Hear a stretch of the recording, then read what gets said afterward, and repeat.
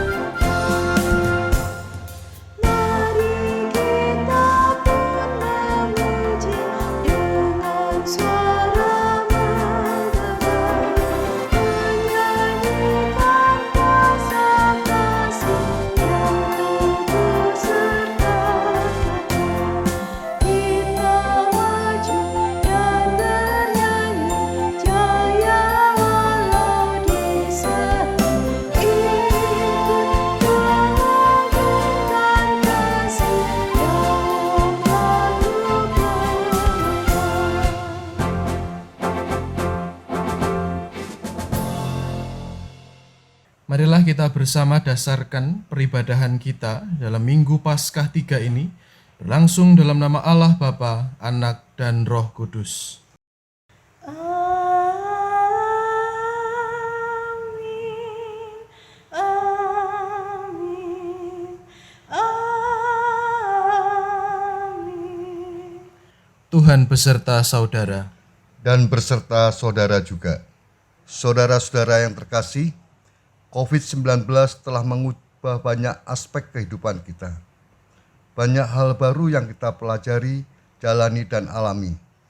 Tak dapat disangkal bahwa tidak selamanya yang baru itu mendatangkan kebahagiaan. Tema ibadah pada hari ini, hidup yang dibarui Sang Firman, mengajak kita untuk melihat dan membuka diri bahwa segala yang baru ini merupakan karya Allah yang di dalamnya selalu tersedia kebaikan Tuhan.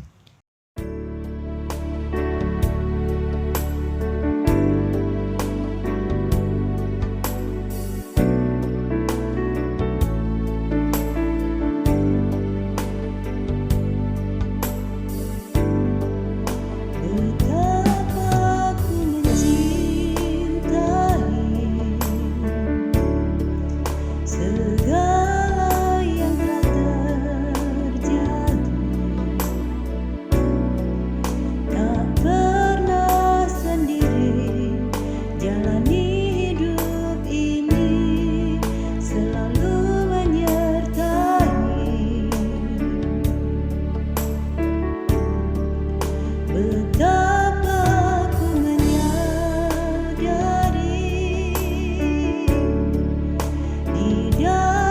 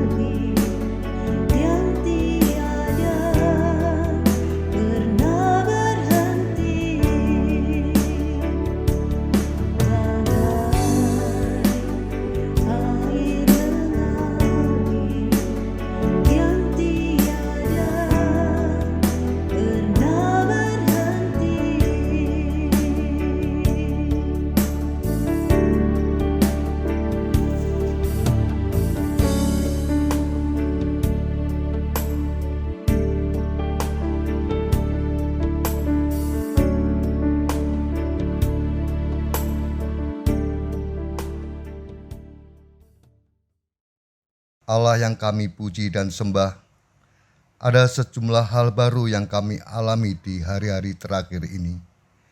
Ketika hal itu sesuai dengan keinginan kami lebih mudah bersyukur atasnya. Tapi tak jarang kami menghadapi perubahan yang tidak sesuai dengan yang kami inginkan dan kami tidak menghadapinya, sehingga tak jarang kami pun mengeluh dan marah. Kami bahkan terkadang menjadi pesimis dan ingin menyerah. Ampuni dan kasihanilah kami ya Allah, sebab kami tidak mampu melihat anugerah-Mu.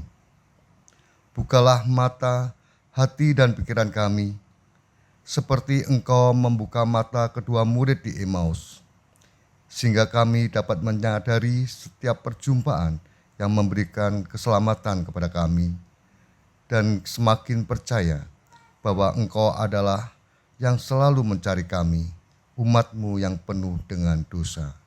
Amin.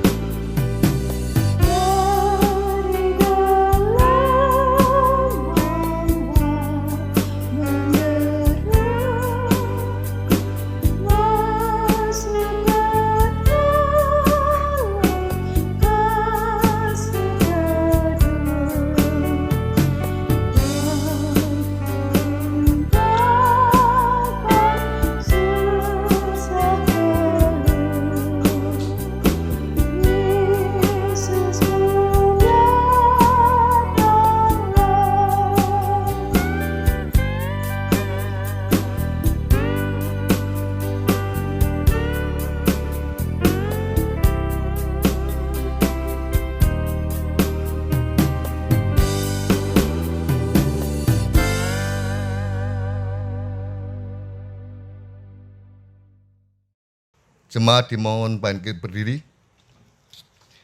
Bagi setiap kita yang telah mengakui dosanya di hadapan Tuhan, dengarkanlah berita pengampunan yang diambilkan dari kitab Yeskiel pasal 36 ayat 35 sampai dengan 36. Aku akan mencurahkan kepadamu air jernih yang akan mentahirkan kamu dari segala kenajisanmu dan dari semua berhala-berhalamu. Aku akan mentahirkan kamu. Kamu akan kuberikan hati yang baru dan roh yang baru di dalam batinmu, dan aku akan menjauhkan dari tubuhmu hati yang keras, dan kuberikan kepadamu hati yang taat. Di dalam Kristus engkau telah diampuni. Di dalam Kristus engkau pun telah diampuni.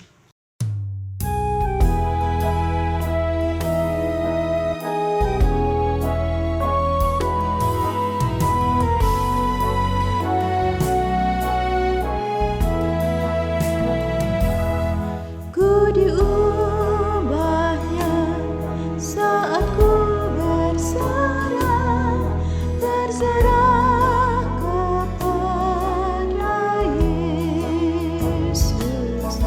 Ku diubahnya hingga jadi baru dan menjadi miliknya. Kegemaran lama telah lenyap dan yang baru lebih berkarya. Ku diubahnya saat ku berserah dan menjadi miliknya.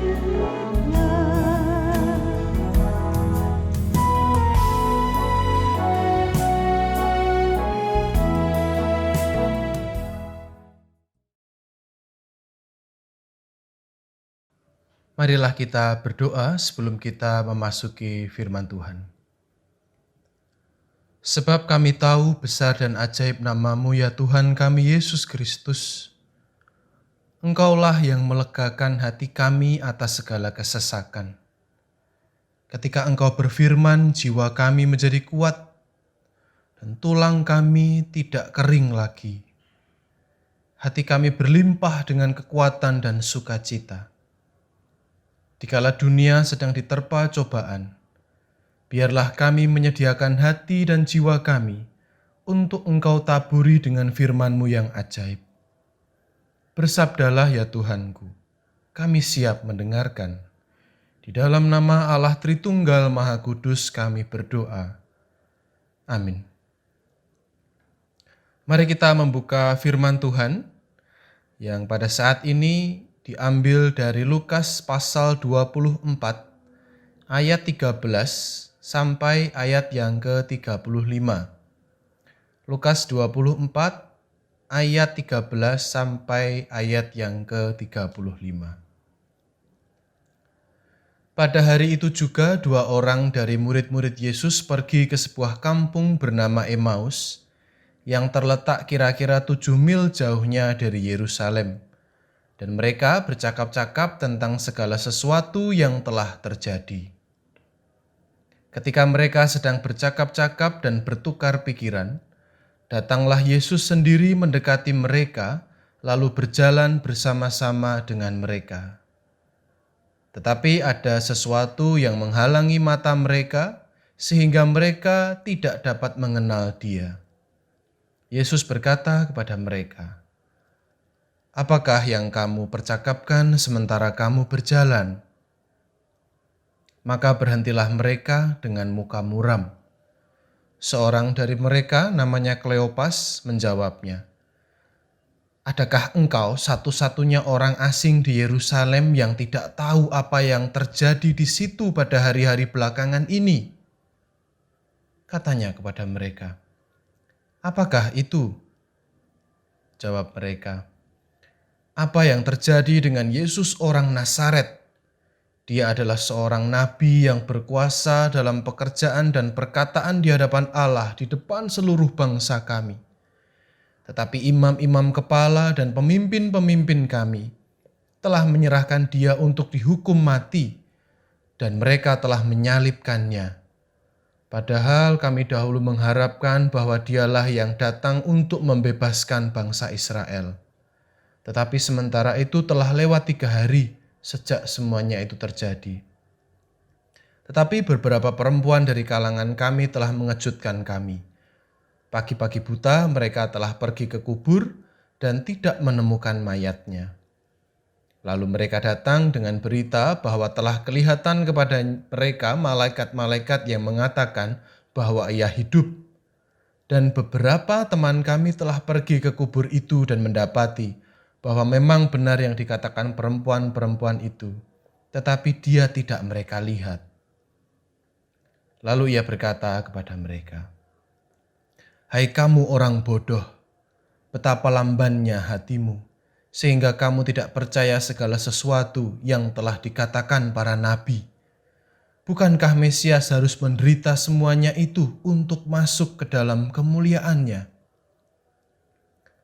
Lalu ia menjelaskan kepada mereka apa yang tertulis tentang dia dalam seluruh kitab suci, mulai dari kitab-kitab Musa dan segala kitab nabi-nabi. Mereka mendekati kampung yang mereka tuju, lalu ia berbuat seolah-olah hendak meneruskan perjalanannya. Tetapi mereka sangat mendesaknya, katanya, "Tinggallah bersama-sama dengan kami, sebab hari telah menjelang malam dan matahari hampir terbenam." Lalu masuklah ia untuk tinggal bersama-sama dengan mereka. Waktu ia duduk makan dengan mereka, ia mengambil roti, mengucap berkat, lalu memecah-mecahkannya dan memberikannya kepada mereka. Ketika itu terbukalah mata mereka dan mereka pun mengenal dia. Tetapi ia lenyap dari tengah-tengah mereka. Kata mereka seorang kepada yang lain, "Bukankah hati kita berkobar-kobar ketika ia berbicara dengan kita di tengah jalan dan ketika ia menerangkan kitab suci kepada kita?" Lalu bangunlah mereka dan terus kembali ke Yerusalem. Di situ mereka mendapati ke-11 murid itu. Mereka sedang berkumpul bersama-sama dengan teman-teman mereka. Kata mereka itu, "Sesungguhnya Tuhan telah bangkit dan telah menampakkan diri kepada Simon." Lalu kedua orang itu pun menceritakan apa yang terjadi di tengah jalan dan bagaimana mereka mengenal dia pada waktu ia memecah-mecahkan roti. Demikianlah Injil Yesus Kristus. Yang berbahagia adalah setiap kita yang mendengarkan firman Tuhan dan yang memelihara dalam kehidupan sehari-hari. Haleluya. Haleluya, haleluya, haleluya.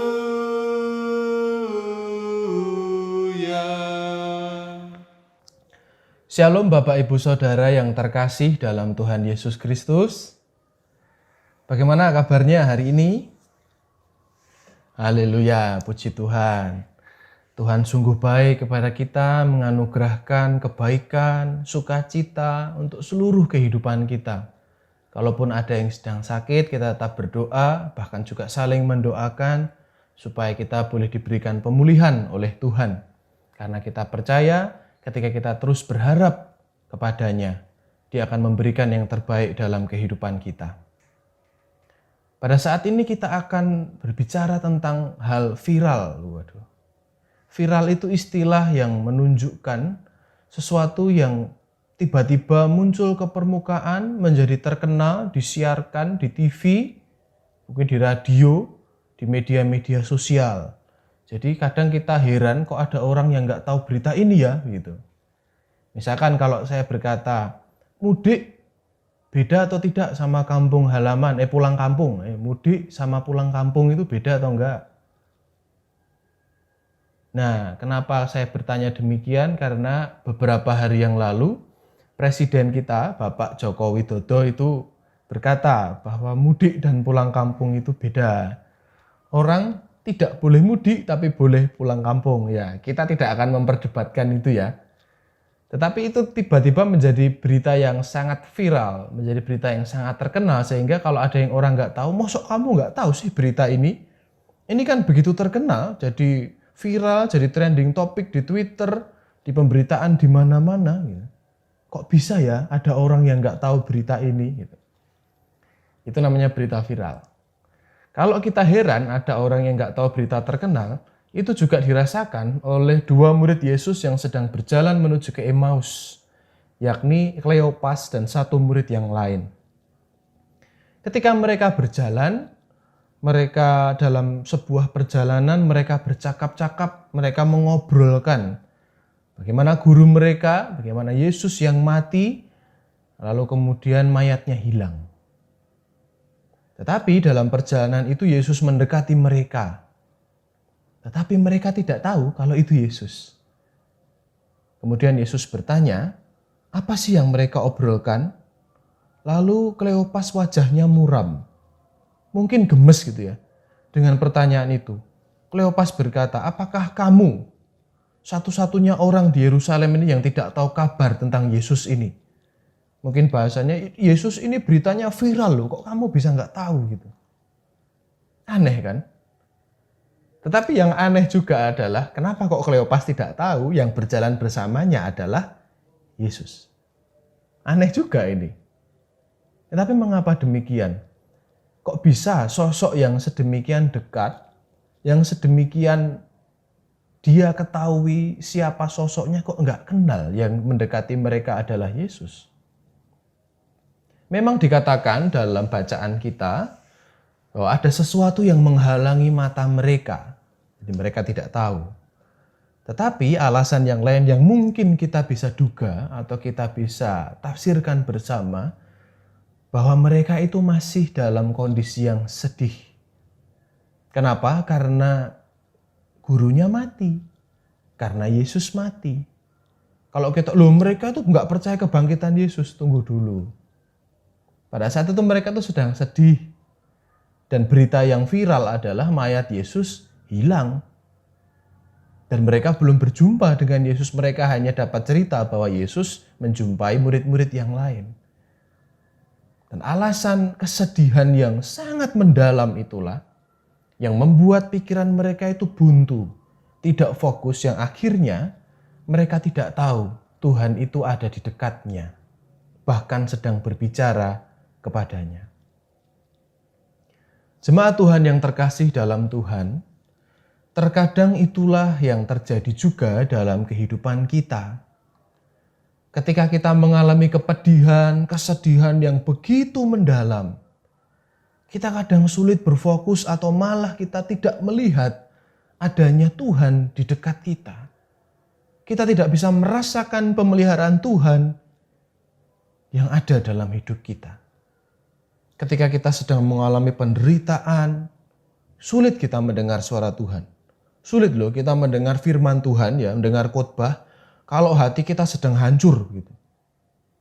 Dalam ibadah kedukaan misalnya, orang yang sedang berduka, keluarganya atau salah satu anggota keluarganya itu meninggal, dipanggil Tuhan.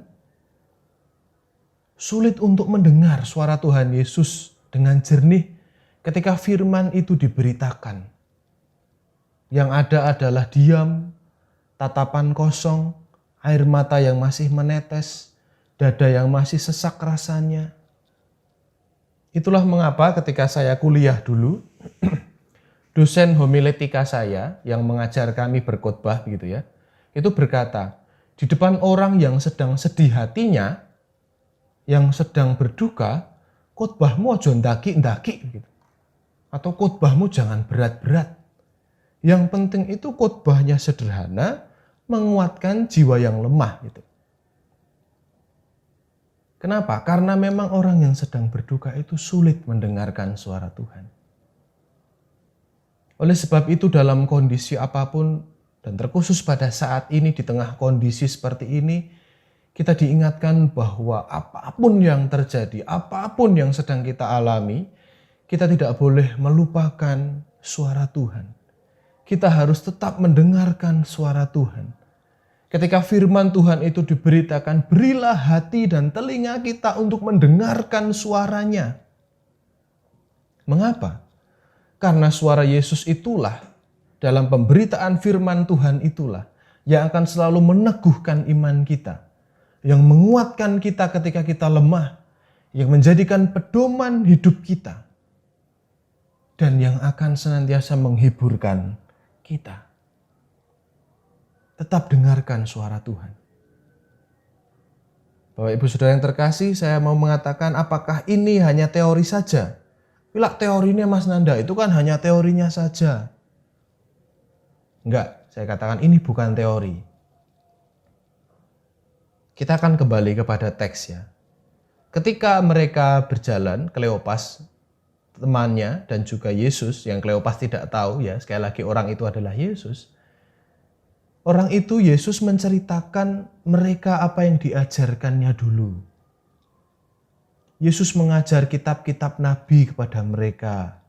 Lalu kemudian ketika mereka mengajak Yesus masuk ke rumah, lalu kemudian memecah-mecah roti dan memberikan berkat, disitulah mereka mengenal siapa dia. Dialah Tuhan Yesus. Tetapi secara tiba-tiba diceritakan dalam teks, Yesus menghilang lenyap begitu saja. Kemudian mata mereka terbuka dan mereka berkata, "Bukankah hati kita berkobar-kobar ketika ia berbicara dengan kita di tengah jalan dan ketika ia menerangkan kitab suci kepada kita?" Ingat kan, mereka awalnya tadi loyo, mukanya muram, hatinya sedih, jiwanya gundah gulana. Tetapi mereka kembali bersemangat ketika mereka berjumpa dengan Kristus yang bersabda kepada mereka. Harapan yang awalnya itu seperti api yang hampir redup gitu ya. Tiba-tiba menjadi berkobar-kobar ketika mereka mendengarkan Kristus bersabda kepada mereka. Ada sebuah perubahan, jiwa mereka dibarui ketika mereka mendengarkan Yesus. Mereka menjadi tergugah, mata mereka terbuka, hati mereka bersukacita ketika mereka berjumpa, ketika mereka mendengarkan firman Tuhan. Dan hidup mereka dibarui oleh sang firman itu. Itulah Yesus, itulah sang firman yang hidup, yang harus kita dengarkan, kita resapi, dan percayalah, hidup kita akan dijadikan Tuhan Yesus berkobar-kobar. Tetapi seperti halnya yang beberapa kali sudah saya coba ulas dalam renungan, baik itu dalam khotbah di mimbar ataupun di PD-PD sektor begitu. Firman Tuhan itu tidak bisa terpenjara ketika ada di atas mimbar saja. Termasuk pada saat ini kebaktian online pun kita tetap bisa mendengarkan suara Tuhan. Dalam PD, PA, bahkan bukan hanya dalam ibadah, tetapi dalam hidup kita sehari-hari. Yesus adalah sang guru sejati yang siap mengajar kita kapanpun dan dimanapun kita berada. Jika kita adalah murid-muridnya, ya kita mengaku kita adalah murid-muridnya, dunia yang begitu luas ini digelar Tuhan untuk menjadi tempat kita belajar sekaligus mempraktikan. Mempraktikan sekaligus belajar. Loh, kok bisa? Iya, firman Tuhan itu tidak hanya bisa kita pelajari di gereja saja. Dunia ini tempat untuk praktek firman Tuhan, tapi juga belajar firman Tuhan. Kok bisa? Nah, ini ada cerita Bapak Ibu.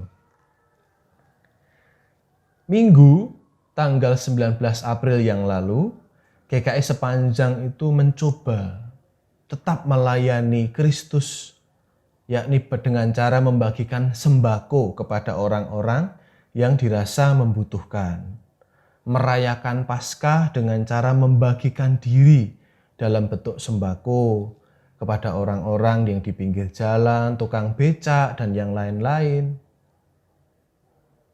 Dan pembagian itu melibatkan jemaat, majelis jemaat, dan juga panitia tahunan yang bekerja dan melayani bersama-sama. Singkat cerita, yang sudah berkumpul di gereja dibagi menjadi 4 kelompok dalam 4 mobil yang tersebar. Nah, salah satunya mengalami pengalaman yang menarik. Seseorang yang baru saja membagikan itu bercerita kepada saya. Dia mengalami sebuah peristiwa unik. Kenapa? Ketika hendak memberikan sembako kepada seorang kakek-kakek, ya sudah tua ya namanya juga kakek-kakek, yang sedang berjualan juga. Ketika akan memberikan, ternyata kakek-kakek itu segera membungkuskan satu kantong plastik terong dan singkong untuk kembali diberikan kepadanya. Ini aneh kan? Ini mau memberi sembako karena kita tahu atau dia merasa bahwa orang itu membutuhkan, tetapi ternyata orang itu tetap ingin membagikan satu kantong terong dan juga singkong. Ini menarik loh ini. Kenapa? Karena kita bisa melihat peristiwa itu. ada seseorang yang ingin mempraktikkan firman Tuhan untuk berbagi, tetapi justru di saat yang sama dia mendapatkan pelajaran yang sungguh berharga tentang arti berbagi. Bahwa berbagi itu bukan hanya dilakukan oleh orang yang kaya kepada orang yang miskin, tetapi dilakukan oleh jiwa yang ingin berbagi. Dan jiwa-jiwa itulah terdapat Kristus yang sedang mengajar kepada setiap kita. Ketika kasih Kristus hendak dipraktikkan, tetapi ternyata dia mendapatkan kasih Kristus yang begitu luar biasa. Dalam segala keterbatasan orang itu, ada jiwa yang ingin membagikan sesuatu. Luar biasa Bapak Ibu. Sebuah kesaksian iman dalam peristiwa yang sederhana, tetapi di dalamnya kita mengakui ada Tuhan yang siap mengajar kepadanya. Yesus itu siap dan sedia mengajar kita kapanpun dan dimanapun. Asalkan kita terus mau menjadi murid yang terus mendengar. Terus belajar. Terus mau memahami apa arti firman-Nya. Kalau orang itu, jemaat itu berhasil diubahkan oleh Tuhan. Berhasil dibarui oleh Tuhan Yesus ketika akan berbagi. Kita punya kesempatan yang sama. Kita hidup dalam dunia yang sama. Kita hidup karena pemberian Tuhan yang sama. Kita hidup karena karunia Tuhan, karena Tuhan kita itu sama. Oleh sebab itu marilah kita tetap menghidupi itu. Karena kita meyakini hidup kita akan dibarui oleh Tuhan. Oleh sebab itu Bapak Ibu Saudara yang terkasih dalam Tuhan Yesus Kristus, marilah kita tetap mengarahkan hati kita kepada Tuhan. Karena Tuhan berfirman dalam Matius 11 ayat 29, belajarlah padaku, karena aku lemah lembut dan rendah hati, dan jiwamu akan mendapat ketenangan. Marilah kita tetap fokus mendengar suara Tuhan dalam setiap kondisi kehidupan kita, mendengarkan firman-Nya, dan disitulah hatimu, jiwamu, kehidupanmu akan dibaruinya, akan diubahkannya. Semangat kita yang mungkin hampir redup nyalanya, dibuatnya berkobar-kobar penuh harapan dan semangat. Selamat terus belajar bersama Tuhan Yesus Sang Guru yang sejati, karena Dia siap mengajar kita semuanya. Amin.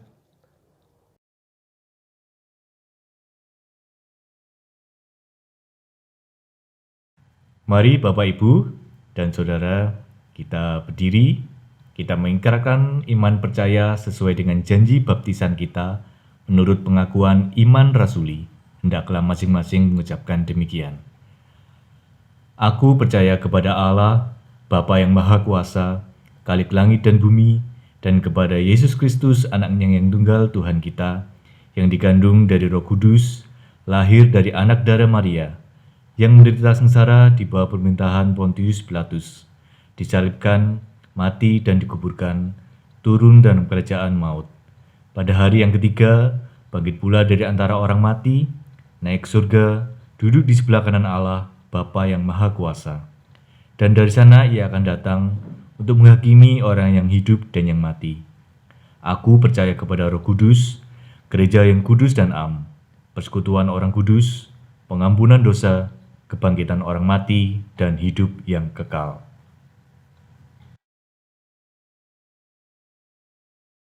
Marilah kita menaikkan syafaat kita kepada Tuhan. Ya Allah Bapa kami yang bertahta dalam kerajaan surga yang mulia, yang begitu mencintai kami dalam kehadiran-Mu ya Tuhan Yesus Kristus, yang senantiasa beserta dengan kami dalam pemeliharaan dan cinta kasih Roh Kudus. Pada saat ini kami mengucap syukur ya Bapa atas segala apapun yang kami alami. Terima kasih Engkau mengajar kami, mengingatkan kami bahwa suara-Mu lah yang haruslah kami dengar. Firman-Mu lah yang harus senantiasa kami utamakan dalam kehidupan kami. Karena kami percaya, sebagaimana murid-murid yang Engkau jumpai dalam perjalanan ke Emmaus, Engkau membuat hati mereka berkobar-kobar. dan kami pun percaya Engkau pun membuat kehidupan kami berkobar-kobar. Dalam semangat kami yang bisa saja runtuh di tengah jalan, semangat kami yang bisa saja redup nyalanya, tetapi kami percaya Engkau akan membuatnya begitu berkobar-kobar karena Engkau begitu mencintai kami, karena Engkau bersabda kepada setiap kami. Kami ingin berdoa ya Tuhan di tengah kondisi persebaran COVID-19. Dalam segala usaha pemerintah, dalam segala upaya tenaga medis, dalam segala apapun yang kami lakukan, dalam upaya juga untuk melindungi diri dan juga menjaga teman kerabat kami, termasuk ketika kegiatan-kegiatan gerejawi harus diliburkan atau ditunda. Ya Bapa, ajar kami tetap mampu mendengar suara-Mu di tengah-tengah kondisi seperti ini. Di tengah segala gempuran informasi yang belum tentu kebenarannya, ajar kami ya Tuhan senantiasa mendengarkan Engkau. Ajar kami ya Tuhan senantiasa percaya bahwa Tuhan mau mengajar kami dalam segala kondisi kami. Dan ajarkan pada kami ya Tuhan untuk mampu mempraktikkan segala kasih-Mu. Karena kami percaya di saat yang sama Engkau mau mengajar setiap kami. Kami ingin berdoa bagi orang-orang yang sedang sakit di antara kami, jemaat-Mu di GKI sepanjang ya Tuhan. Biarlah Engkau yang memberikan pemulihan dalam kehidupannya. Ya Bapa, banyak hal yang ingin kami sampaikan kepadamu. Engkau tahu setiap kami yang sedang berjuang dalam kehidupan kami. Kehidupan keluarga, perekonomian kami, studi, pekerjaan, rencana-rencana yang mungkin sudah kami susun sedemikian sempurna menurut kami. Tetapi apalah daya kami sebagai manusia, biarlah kami tetap mengutamakan dan percaya dan menghormati segala kehendak-Mu saja ya Bapa. Inilah ya Bapa syafaat kami, yang bersama-sama kami serukan dan kami naikkan ke dalam satu nama Tuhan kami Yesus Kristus yang telah mengajar kami berdoa. Bapa kami yang di surga, dikuduskanlah nama-Mu. Datanglah kerajaan-Mu, jadilah kehendak-Mu di bumi seperti di surga. Berikanlah kami pada hari ini makanan kami yang secukupnya, dan ampunilah kami akan kesalahan kami, seperti kami juga mengampuni orang yang bersalah kepada kami. Dan janganlah membawa kami ke dalam pencobaan, tetapi lepaskanlah kami daripada yang jahat. Karena Engkaulah yang mempunyai kerajaan dan kuasa dan kemuliaan sampai selama-lamanya. Amin. Mari kita ungkapkan rasa syukur kita atas perjumpaan kita dengan Tuhan yang mengubahkan hidup kita. Nas persembahan diambilkan dari Mazmur 118 ayat 17 dan 19. Aku tidak akan mati tetapi hidup, dan aku akan menceritakan perbuatan-perbuatan Tuhan. Bukakanlah aku pintu gerbang kebenaran, aku hendak masuk ke dalamnya, hendak mengucap syukur kepada Tuhan. Bagi jemaat yang akan memberikan persembahan, bisa mengumpulkan dalam amplop di rumahnya masing-masing dan nanti diserahkan ke gereja, atau dengan cara mentransfer langsung ke rekening GKI sepanjang.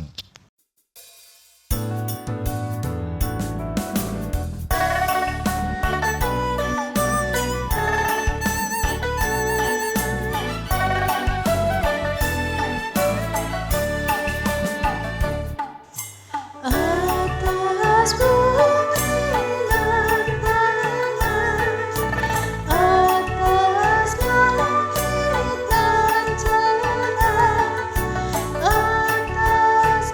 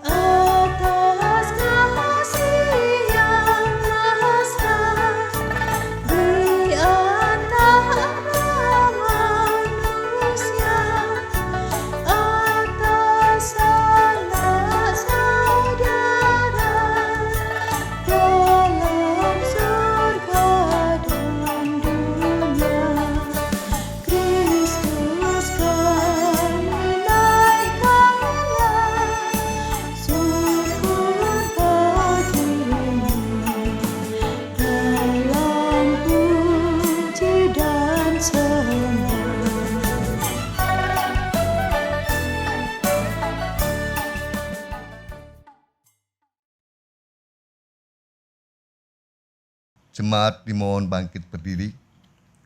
Mari kita berdoa.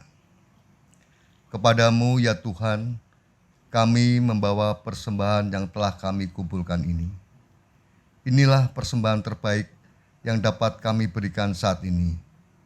Tentu tak pernah sebanding dengan berkat yang terus Engkau limpahkan dalam hidup kami.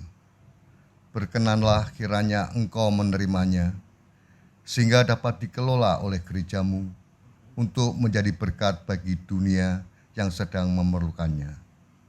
Di dalam Kristus Yesus Tuhan kami berdoa. Amin. Saudara, kebangkitan Kristus telah memberikan kehidupan yang kekal. Karena itu, jangan lagi ada ketakutan. Bukalah hati, diri dan pikiranmu dengan segala hal baru yang ada di hidupmu. Melalui itulah, Tuhan menyapa dan menjumpaimu setiap hari untuk mengobarkan semangatmu menghadapi jalan hidup yang tidak mudah. Percayalah, Ia selalu datang dan hadir di tengah-tengahmu.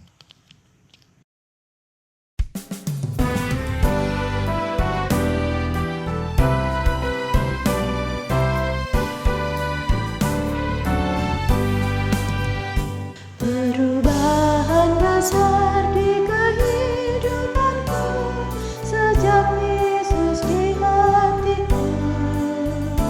Di jiwaku bersinar terang yang cerah sejak Yesus di hatiku.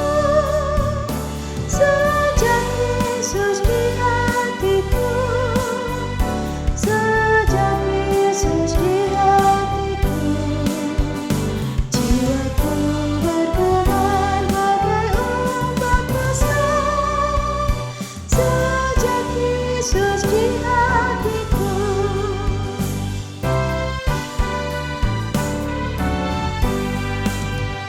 Aku rindu pergi ke tempat Tuhanku sejak Yesus di hatiku.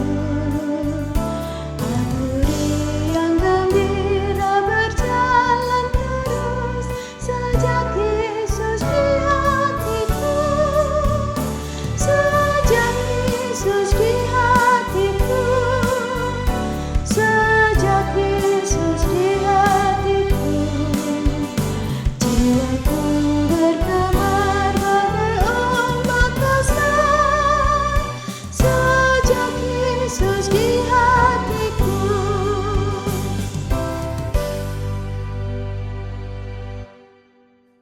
Kini bersama-sama arahkanlah hatimu kepada Tuhan. Kami mengarahkan hati kami kepada Tuhan. Jadilah saksi Kristus. Syukur kepada Allah, Terpujilah Tuhan. kini dan selamanya. Marilah bersama-sama kita menerima berkat dari Tuhan. Damai sejahtera Allah yang melampaui segala akal, kiranya selalu memelihara hati dan pikiran kita, mengobarkan semangat kita untuk menjalani hidup, memberanikan kita menghadapi hal-hal yang baru.